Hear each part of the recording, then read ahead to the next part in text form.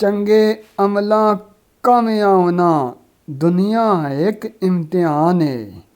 ਸਿਹਤ ਦਿੱਤੀ ਅੱਲਾ ਨੇ ਪਰ ਬੰਦਾ ਨਾਫਰਮਾਨ ਏ। ਆਸ ਰੱਖੇ 100 ਵਰਿਆਂ ਦੀ ਪਲ ਦਾ ਕੋਈ ਇਤਬਾਰ ਨਹੀਂ। ਦੌਲਤ ਡਲਦੀ ਏ ਪਰਛਾਵਾਂ ਆਉਂਦੀ ਵਾਂਗ ਮਹਿਮਾਨ ਏ। ਸਭ ਦਾ ਰਾਜ਼ਿਕ ਅੱਲਾ ਸੋਹਣਾ ਜੋ ਦੁਨੀਆ ਤੇ ਆਇਆ ਏ। ਪੱਥਰ ਦੇ ਵਿੱਚ ਕੀੜੇ ਪਾਲੇ ਇਹ ਮੌਲਾ ਦੀ ਸ਼ਾਨ ਏ।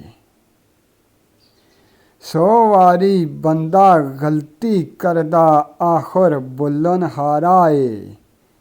ਰਹਿਮਤ ਰੱਬ ਦੀ ਜੋਸ਼ ਪੇ ਮਾਰੇ ਸਭ ਦਾ ਉਹ ਰਹਿਮਾਨ ਏ। ਹੱਕ ਹਕੂਕ ਖੁਦਾ ਔਰ ਬੰਦਿਆਂ ਮਾਲੋ ਅਦਾ ਜੋ ਕਰਦੇ।